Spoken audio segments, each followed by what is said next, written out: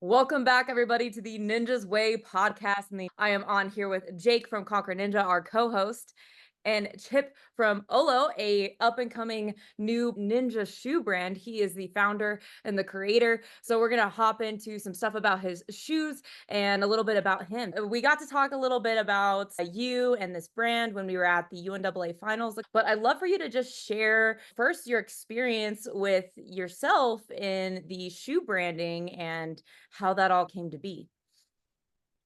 It's a long story, but I'll try to keep it brief. When I was studying industrial design in college many years ago, and Reebok had a design competition that I entered and happened to be one of the winners, one of the six winners. So I went to Stoughton, Massachusetts, and did a summer internship. Really fell in love with footwear design. Prior to that, had really no interest in shoes or sneakers. But yeah, it's fascinating to me, the confluence of industrial design and performance design. Anyway, when I got back, when I graduated, I worked for a design consulting firm for a couple of years. Left there, started my own design consulting firm. I ran that for 16 years, and we did work for mostly action sports brands and street fashion brands. Some of our big clients were Burton Snowboards, Reef, which is a surf brand, DC shoes when they were super hot. We did work for a company called Fight, FEIT, is a London sort of streetwear brand, but worked with tons of the top athletic, again, mostly surf, snow, skate kind of industry brands. And then actually opened two retail stores too, where we were selling different types of footwear and streetwear. And then I was thinking like, we've gotten really expert at doing this for other brands. What if we started a brand? And so we started thinking about what that might be. One day, one of the guys who worked with me saw a parkour video on YouTube, and that's what started it. So we started building Ollo. It's about 10 years ago. Shortly after, shut down the consulting firm just to focus on Ollo. We introduced with a parkour specific shoe. And then during that time, I was always interested in ninja, always watched the TV show. My daughter was a big fan of the TV show when she was little. Some ninjas actually wore our first shoe, which wasn't a great ninja shoe by any means. That shoe ended up disappearing from the show with the advent, or let's say the adoption, of the New Balance Crush Zante, which was a little bit of like a challenge. So how do we build a shoe to get back into the space? So we started on that about 3 years ago, designing our Sapien X shoe. And we have been working on that with Sean, the Papal Ninja. He's been a really great critic, I would say, and really honest with us on where the shoe was falling short in the prototype stage. And really, he really drove us to making sure that we introduced a shoe that was what we believe to be the best shoe. We'll see, time will tell. But it certainly hit all the benchmarks that we set for it. We really benchmarked the Zante version 2 as the shoe to beat. And yeah, so after a few years of development and struggling with getting the rubber compound where we needed to be, we finally connected with Michelin, the tire company, a couple months before we found success. So I think we've been working on rubber compound for 2 years and kept getting like closer, but we weren't good enough. And then once we got engaged with Michelin on developing the rubber, within 2 months they had it for us. So we introduced it in April, I believe, late April, early May. And so far, the feedback being at that show was super insightful on all sorts of levels. But one of the big things that came from that for me was just the validation of what we've been doing and hearing so much positive feedback and just detailed feedback too, which is really helpful for us as we continue to develop our shoes. How have you been testing these, or in the early stages? How were you getting some of that feedback, or what were the athletes saying? I think you mentioned one of the ninjas. Like, how are you getting that feedback? We were sending out prototypes. The first, let's say the first thought on designing a shoe was based on my experience just making athletic footwear. So by that, the last, which is the form that the shoe's built on, that's really the foundation of the shoe. And it's really critical how it's shaped, the stance of it, the toe box, the heel drop, all those kinds of things. And we worked with Jones and Vining, which is a 90-year-old American last making company. That's what they do. They make shoe last.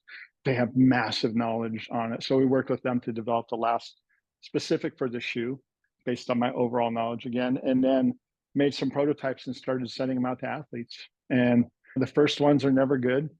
They're as close as we can get without the real knowledge, which is the critical knowledge, right, from the athletes. And I would say so we started working with about 5 or 6 athletes. The first samples we sent out, some people were complimentary of the first ones, and I already knew they weren't good enough. But that's the psychology of it. They're kind and they're gracious because you sent them a pair of shoes. And so they're like, yeah, these are great. But that's really not what we need to hear. We like to hear that, but we also need to hear what needs to be improved and what's wrong with the shoes. And so it narrowed down to Sean primarily was the last one who we needed his sign off on it. And he basically said that he wasn't going to wear the shoe in competition until it was better than the Zante.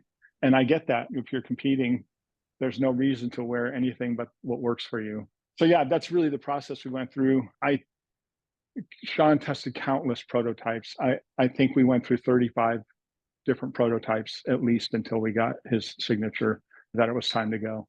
I love how detail orientated that you were with this of seeking the honest feedback, right? And it is hard to get people to give you that hard truth, but it sounds like you found some individuals that were really going to be honest with you about it and not afraid to go back to the drawing board and redesign it. You talk a lot about using athletes as this vehicle to get this testing feedback. Is there any particular standard or thing that you're looking for when it comes to choosing an athlete? I think when we embarked on this, we worked with who was willing to do this for us because it's a lot of work, pretty big time commitment for not much reward. So I think what we find is because of that, people are passionate about the sport. Let's say even protective of it, right? And so that's really helpful too, because then you know that you're going to get critical feedback. I think it just sorts itself out as you go, right? The thing for us is anything that we can fix, anything that, let's say not fix, but anything that we can perfect before we put it into production, the better off we are. I did hear from a couple of people when the Zante fell out and you couldn't get it anymore. They're like, hey, it's good enough. Like just introduce it. And as you go, you can keep improving the rubber and don't worry about it right now. And I don't like that idea at all. I'd say it's more stressful to do it the way I like to do it when you really feel good.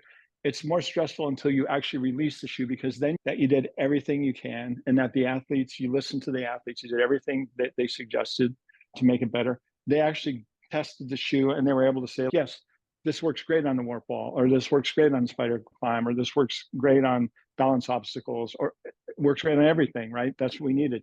It's lighter than the Zante. It's lighter than some other shoes that are out there. Flexible. It's got all these qualities that we know are going to make it a great shoe.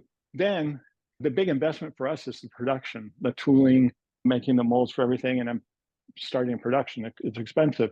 So to make something that's pretty good or pretty darn good, but not great, and then explain to customers that we're going to make it better next time, it's a whole nother thing. Like you have to spend energy convincing them, the athletes and consumers, that the product will be better next time.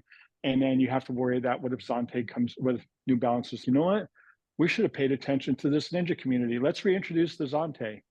And then suddenly we're the second best shoe in the market. That doesn't do anything for us. Yeah, I think it was just like the goodwill of athletes. We sent out messages to certain gyms. We're like, hey, we're doing this thing. We're making a shoe for you guys, and we need people that will come in and dive in. And I got to say, Sean was remarkable. He never shied away from the commitment to this. He really worked on it for over 3 years and made a ton of videos. He'd make videos side by side testing the shoe on the warp wall and different obstacles that I could send to my production team and show them clearly, like the rubber that we were testing before and now testing this rubber. And they were able to analyze just the different motion forces and stuff on the product on the bottom of the shoe and keep tweaking it till we got there. You might have said it already, but what do you think with all that data, what are one or two of the most important aspects of a good ninja shoe? Grip, obviously, flexibility, lightweight. I think those are the main targets that we went after. And actually, one of the biggest ones was durability too. So there's a sort of common accepted thing in the athletic footwear industry that you can have, if you want really grippy rubber, then it's not going to be that durable, because the way that happens many times is they just keep making the rubber softer and softer to increase the grip. And so it wears out more quickly, right? But some of the knowledge too we got from parkour. But I got to tell you, this Ninja shoe was a different challenge. It was a unique challenge. It's very specific, like landscape that you run in. So it was really exciting because it narrowed our focus, but it really set up a challenge because we had higher benchmarks, I would say. But from parkour, we did bring in the grip is also important and durability is important there too. So we had that puzzle a little bit worked out, but Michelin was able to do an incredible job for us on that. So we have a really grippy rubber and a really durable rubber. I don't know exactly the science So behind you it. literally have Michelin tire rubber? Yeah. Oh, It's right Yeah. on. Yeah. that's awesome. They were super helpful.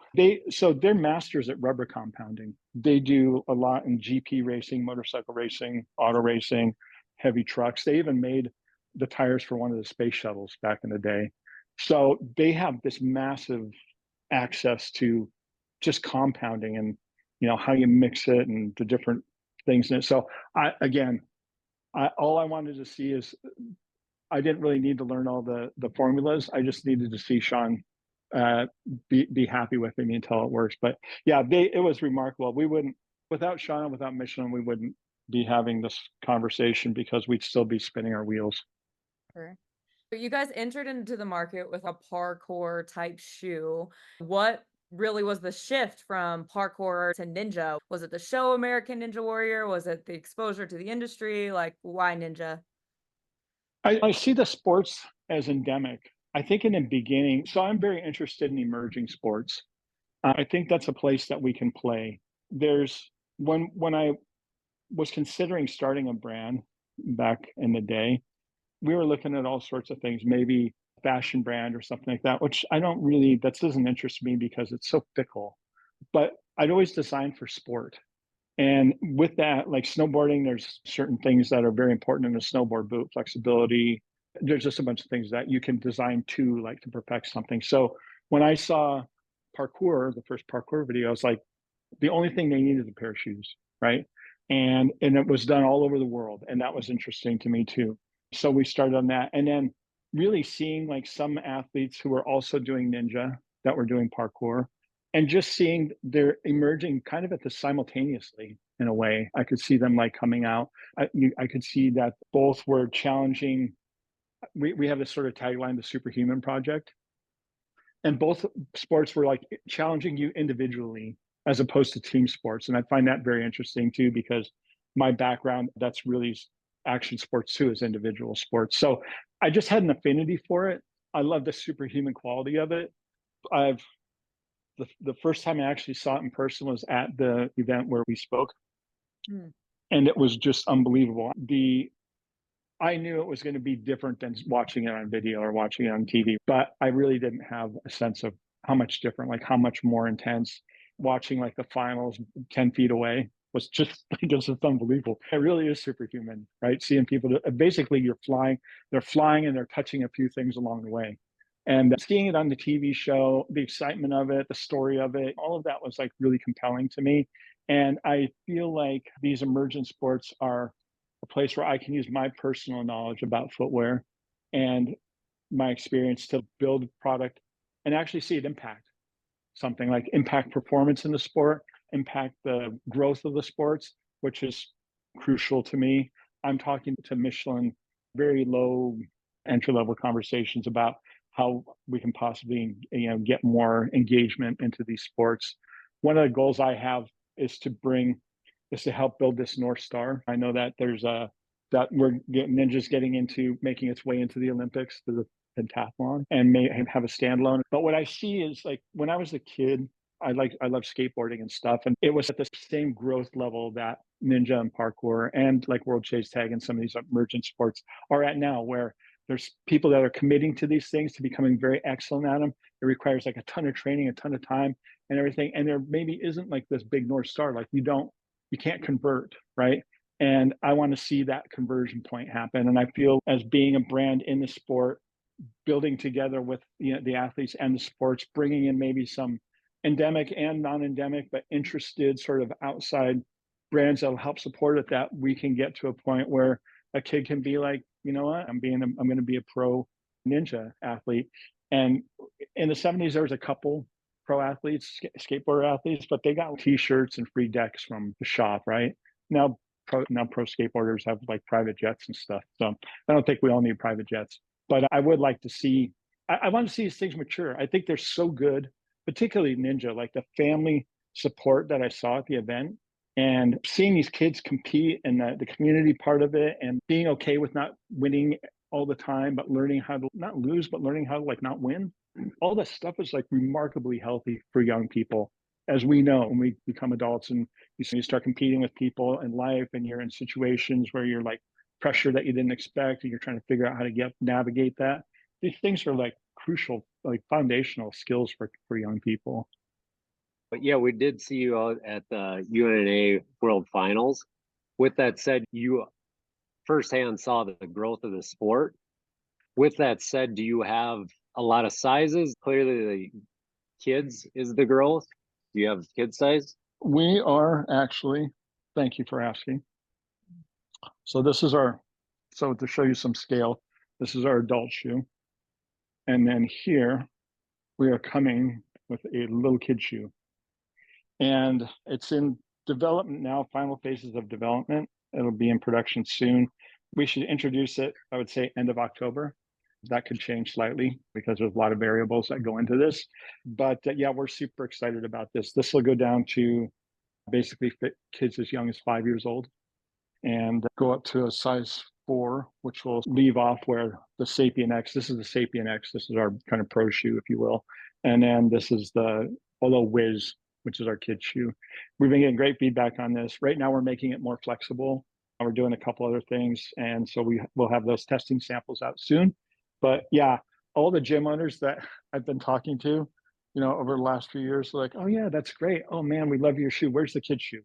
Because there's so many kids coming into this. And so, yeah, we would definitely want to make sure we support that. And one of the things that I could say about this, it's not just a shrunk down adult shoe, which a lot of brands do because they don't really have like a kids kind of like brand.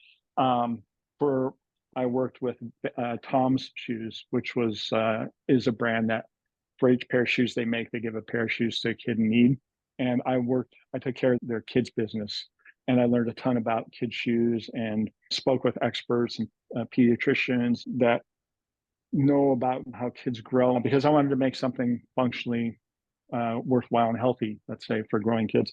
So I took all that knowledge and it's built into these shoes. Kids' feet are square when they're little. Like our feet are elongated. Kids have like little blocks and are like little fat things. And then as they grow, they become a little bit longer, but proportionately, they don't get like as narrow as like an adult foot as quickly. And they're like steeper up here than an adult's foot. So there's a number of things that should be considered really in every kid's shoe to make them healthy to wear and to grow in. And that's built into the shoes. It's a very specifically designed kid shoe. And it's got great grip. Flexibility will be great, lightweight, breathable. We can't wait to see how it goes. Yeah, I think the kids shoe is absolutely genius because that's the evolution of this sport is truly being fueled by the youth right now, and parents, and they're the ones that are actually funding this industry entirely. And as a gym owner, that was the number one question. It was like, okay, my kids are serious now, I'm ready to, what shoe do I get? And you had the Onitsuka Tiger at the time, and you had the Merrell Vapor Glove, but there was not really anything that was really specific to kids. I think that the direction that you're going to make sure of all of these small nuances of a kid's shoe. I'm assuming that you're doing the same kind of testing with like youth athletes. Yeah, we did. We have shoes out there being tested now. And it's a riot because I'm a dad myself. Just the idea of getting feedback from a 5-year-old cracks me. They're just excited to have, yay, new shoes and they're red, woo. And so one of the taglines that we had at our stand or at our booth at the UNAA event was jump faster, run higher. And that is a reference to a shoe brand that was out when I was a kid called PF Flyers. And their tagline was run faster, jump higher. And I swear to you, when we got a pair of PF Flyers, we were 100% sure that as soon as we put them on, we were running faster and jumping higher. There was no question about it. And so I just did a play on that. I don't know if it really landed because I'm That was a long time ago. But anyway, the idea though of testing with kids is I think when they get the shoe, they're like, yes, they test, they run in it and they're like, it's a me. Oh my gosh, I run. In fact, there's a little girl that was at the show. She was like, she was fire. She was amazing. And her mom was there and we put on a pair of shoes and she said they fit. And I could tell they were too big for her, not like extremely big on her, but they were too big for her. But she knows You they didn't fit her fine. care. And she just tore off. She was like, she was gone. Like she was running across the hall. She's like, disappear into a bunch of people. And all of a sudden you'd see her come out full speed out of another bunch of people and run by. So yeah, the feedback is really being interpreted by the parents or coaches that are tested the shoes. But we're getting good feedback. Same thing. Some of it is, it's hard, especially with kids, to get them to be critical, which I think is a Yeah. good thing. But yeah, we've been getting good feedback though. We've been getting stuff that's been really helpful. The reason that we're making it more flexible is because that was a call out from, you know, a couple of the kids that it seemed like it could be a little bit more flexible. But the things that they will talk about without too much prodding is if they fit, if they're comfortable. And I think kids automatically will put it on and say it's too small if it's too small. If it's too large, maybe not.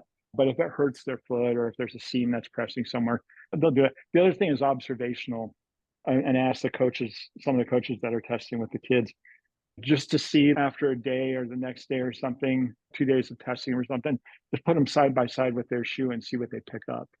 And if they pick up the shoe that they've been wearing and they've had some time to try this out, then you can ask them, what do you like? Why are you wearing that shoe? But yeah, we're getting feedback and it's a different process. Kids are a riot, so I get a kick out of it. But yeah, it's been helpful. And that does really define our introduction date. So we're shooting for late October and it's likely that we'll get there. But if we find something, we still have a few weeks of testing. And if we find something that we need to tweak a little bit more, I will take a little bit more time to make the shoe right. You talked a lot about functionality. What about, and that's part of the new shoe effect, especially for like in the ninjas, like you say, they get super excited.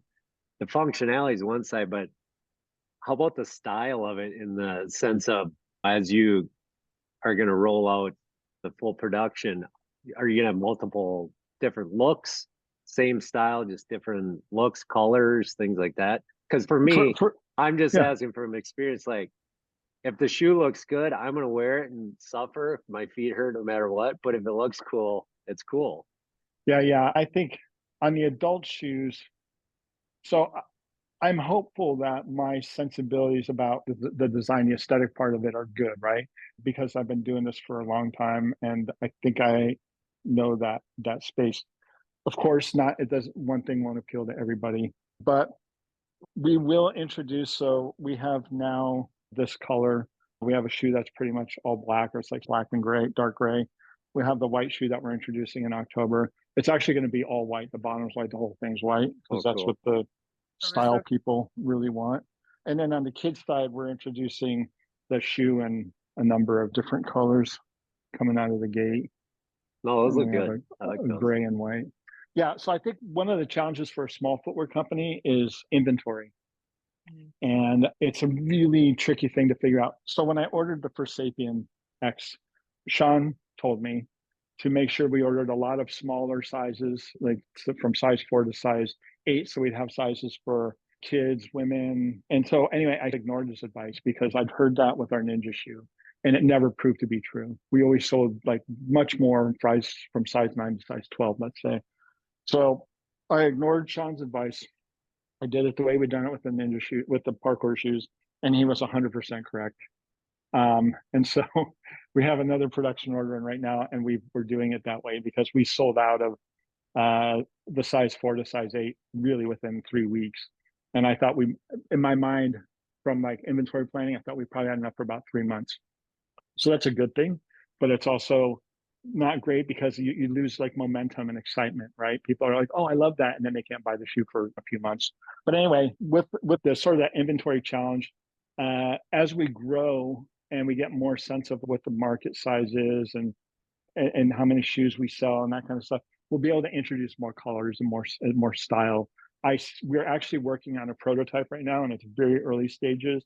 It's like a level up, let's say like a extreme or elite kind of shoe. I don't know what it would cost yet. I don't know exactly what it is yet. We have designs for it, and we're starting to build some prototypes of it. But we'll see, and we'll see if it makes sense to introduce it. We'll keep evolving this shoe as we get feedback. Each production, we have an opportunity to like tweak little things. But I could see us dropping this shoe in many more colors, and I think that's important. I think that's one thing that New Balance is a very big company, but that was one thing that was clearly exciting to athletes, was being able to get a color that like fit with their gym colors or with their personal brand or the outfit that they're wearing. So it'll be a slower move for us, but we'll get there. Being an entrepreneur in the ninja niche industry, it's still relatively small, right? And we're still on this early cusp of the industry as a whole. For you personally, do you think that there is enough to continue like the supported growth of this? And then how and what avenues do you feel like for Ninja specifically you're planning to tap into to see that grow for you and your brand? Yeah, I think there's growth for sure. I think it needs to be fueled and supported by brands. Ollo's still a tiny brand, but we'll do our part for sure. But the thing that I think is compelling about Ninja is it just requires you. There's the obstacles that you put out that are man-made and stuff like that, but you're not wearing like pads and a helmet and a bunch of gear. Like snowboarding, even you're wearing boots and bindings and a helmet and goggles and all these things. And the thing that I like about Ninja, parkour, World Chase Tag, it's just you. It's just you and it's your training. And I think that translates, the appeal of that translates to a broader market, hence the popularity of the TV show, right? I thought about this one time in these terms. If you see some skateboarder do the mega ramp, right? It's like unbelievable. It's like ridiculous that they can even do this. But somehow your mind goes, well, he has a skateboard or she has a skateboard, right? And that's how your mind solves that problem. And so if you see like somebody do some super mad run in Ninja or parkour or something like that, it's just them. So that's pulled from your like brain analytics. So it becomes very exciting. It's wow, you actually can see like the challenge of doing something like that because there wasn't anything in between them and the obstacle or the movement. So I think because of that, we'll continue to see a broader and broader appeal to these things. And I think the growth is going to come from brand supporting it. And I think the focus will be like for Ollo, the focus will always be on performance. It'll always be like working with athletes, always making a product that works the best for athletes, always making sure the performance is there. But we also want to make something that has a great style that can appeal outside of the market. And I think that's how sports that turned, let's say pro, that got into the Olympics, like snowboarding, like skateboarding, even breakdancing, arguably, these are, I want to see. So back in the day, I'll rewind a little bit. When I worked with Burton Snowboards, I was pretty early on in snowboarding, not the very beginning, but pretty early on. And Jake Burton, he wanted to make snowboarding a sport, right? So he pushed it, tried to get into the Olympics. They finally got in on the back of the USA Ski Association. So skiing brought snowboarding to the Olympics. We may see some parallels here, right? And it was in Japan. And actually, so there was this story that the signage and stuff there was like, it was so new that they spelled snowboarding SNO. It said snowboarding. And Jake was like appalled or whatever. But there's pushback to that, from some people, from it being an Olympic sport. And I've seen the same thing with skateboarding for sure. There's been conversations in the parkour community and there's pushback. But one of the things that these things that have elevated have done is it's brought in support because of the activity, just like any sport that gets like sponsorship and support, where these things can evolve into something that become bigger. And it's not just the athletes that it's appealing to. I'm not saying that's the case right now either, but you have this aspirational audience that people do these things and you're like, I aspire to that. Maybe I'm not even going to train to do that, but so it's an aspirational or lifestyle kind of thing. Now, if you look at a brand like DC Shoes or Vans, let's say, they sell probably 90% or more of their product to non-skateboarders. But who they're selling their product to are people that love the lifestyle, appreciate the lifestyle, aspire to it, love the brand. And the reason that stays healthy and, let's say, honest and authentic is because the brands that do it right, Vans, I will say, they always stay focused on their core. They have the Warp Tour. They have banned skate parks all over the place. And I see so many more gyms being parkour gyms being ninja gyms being built and expanding, and the sport growing. Like I wasn't aware how big the sport was, let's say, underneath the show with all the leagues and everything. It's massive. So I don't see it going anywhere, but I think it's going to there's a tipping point where maybe brands like Ollo, who can help a bit, can actually help bring in the awareness to other brands that maybe will help support an authentic way and actually grow it. And it'll be in the Olympics, and it'll be something that we're talking about 30 and 40 years ago, like what ninja used to be like. That I would love to see that. And I think that's an exciting place to play, right? To be involved in something where you're not just going, okay, we're going to make 8,000 shoes and we sell them all for this much money. That's something to do, but it's not that exciting, really. What I hear you say, you're essentially like the ninjas around the ninja gyms now, and anybody in ninja, you are on the forefront of really the exponential growth, and you're really help shaping the culture of it. And that, I think that's what you're speaking of with like the skateboarding aspect and those things. I'm wearing a pair of Vans right now that I work in because they're comfortable, but yeah, I know, like, I haven't skateboarded in years, but that's where it came from. Yeah, you relate to it. And I think we're going to see more and more of that. And I think I think that the piece of this that's unique with, I call it movement sports. I've seen this umbrella term for the ninja, parkour, world chase tag recently, and some other things. Even some people even think of breakdancing as in this space. They all have these shared sort of qualities to them, right? They're all different culturally and functionally. But I think the appeal of these things, just the body, the training, the discipline, it's got like a primal sort of appeal to it, and it resonates very directly and very clearly to other people. I think that ninja is in a stronger position than skateboarding because of that. I think that the appeal I'm talking about, right? Like we're seeing these things and they're like really exciting, impressive, and it starts to draw people to that. It's also, these things are also healthy and beneficial, right? So I think all sports is, right, really, but those are the things that draw support around it, right? Those are the things that make parents go, yeah, let's get our kids involved in ninja. I will say there's a big difference between ninja and parkour in that mindset, right? So one of the reasons I stopped ordering heavy on the smaller parkour sizes is because it never was true that we would sell a ton of those shoes. And I started thinking about it when we sold a bunch of the small sizes in the Sapien X, the ninja shoe. I'm like, why is that? And it's obvious. There's not a lot of parents that are telling their kids like, hey, you should do parkour. There's some, but like what you see out there, like you see videos of like guys in Paris like running off of rooftops and stuff like that, and kids going, Mom, can I get a ninja shoe? Again, I'm a dad, right? I'd be like, how about tennis? How about ninja? Because you go into parkour gym, you have good, you're like, yeah, pumped up, you're gonna go in and try it, and then they actually say, okay, you're gonna do, you see some of the other people doing stuff, you're like, okay, I can't do that. Yeah, there's a progression to it, but ninja, you can hang. Yeah, I think the appeal is very similar though in all these things. And I think we'll see it grow. I think it needs support. I think it needs outside support. I think the outside support though needs to be committed. I think it needs to be a longer term commitment. I think it needs to be protected by the community in that sense. I think sometimes people worry too much about their sports being like co-opted by a big company, because it's just, you still control it. And by that, so when skateboarders that I knew were pushing back against even like the X Games, formalizing the sport, right? And they're like, yeah, they're going to ruin it, and then you're not going to be able to do it. There's going to be these rules and all of that.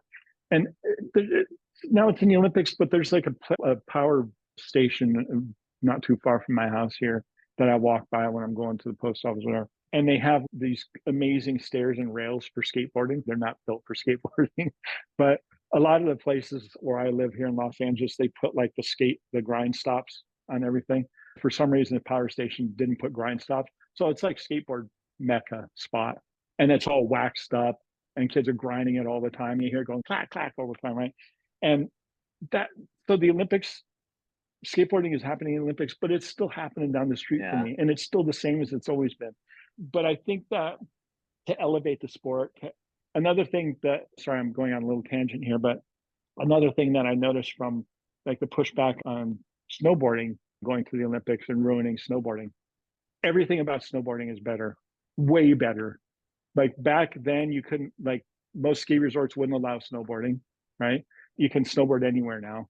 The equipment's way better than it ever used to be.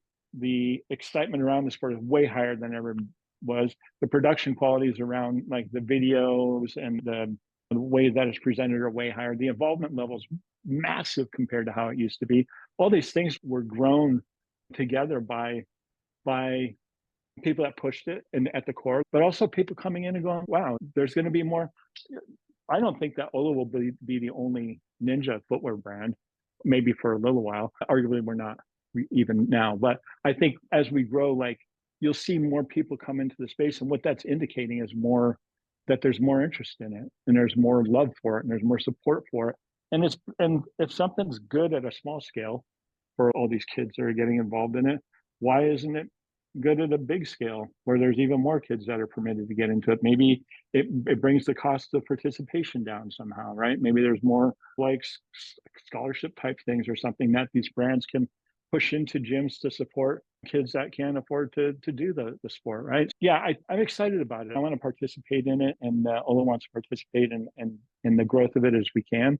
And I do believe from my experience with other sports that we'll see more support coming in.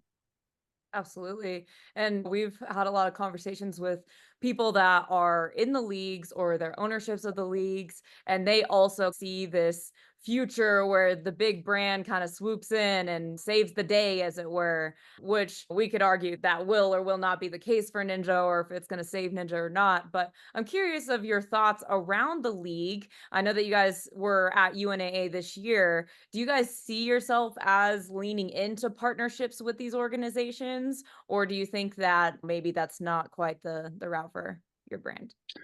I would have to claim a little bit of ignorance still at this point. I'm still learning what the leagues are.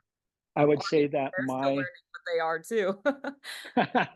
Yeah, I would that's an say ongoing battle there. That's the yeah, growth of the sport, is like a new one pops up, the current ones change. It's Yeah. just yeah, evolving. yeah. No, it's really interesting. I would say this the maybe the second best thing aside from seeing the sport up close or the competition up close was just this first immersion into Ninja by being at the event.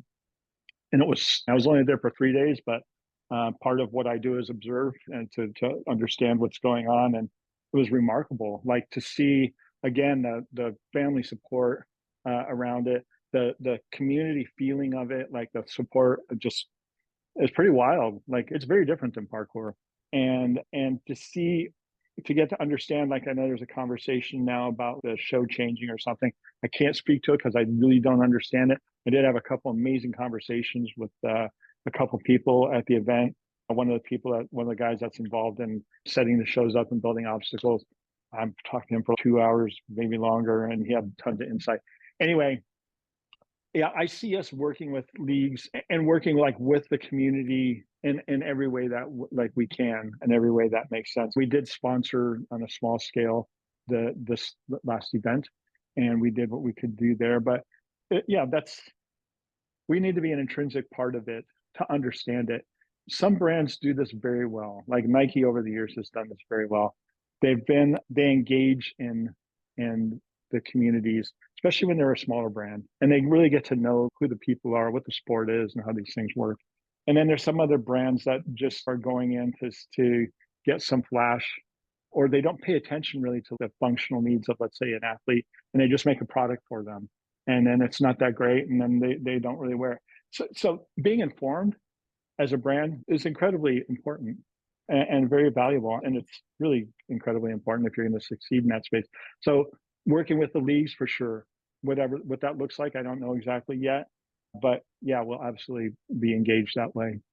I got one more question, it's lighthearted. But it sounds like you were into snowboarding or skateboarding. How much are you ninjaing nowadays? Very little, Jake. Okay, that's fair. That's fair. I swim Wow. a lot. I swim a lot because I'm just floating in water. Exactly. Uh, There's a relationship there with Ninja. yeah, There's if you water on the fall, show. So yeah, I'm the guy that's just always in the water. yeah, you're doing your part. Well, I don't train as much or do as much ninja as one would think either. You're not alone. Yeah.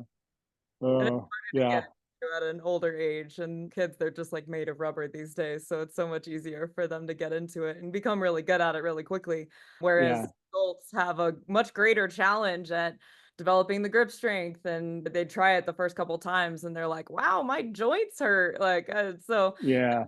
like a heavier challenge for adult athletes getting into ninja. But we'll end with this. You've been a long time entrepreneur. You've owned a consulting company, you've worked for other companies. Now you are building this brand. What advice would you give maybe to somebody who's trying to break into entrepreneurship or break into building their own brand, maybe within Ninja or maybe just outside of that?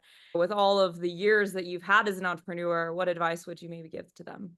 I'll start by saying that if somebody is seriously looking to embark on something like this, I would be willing to have a call with them to talk about it.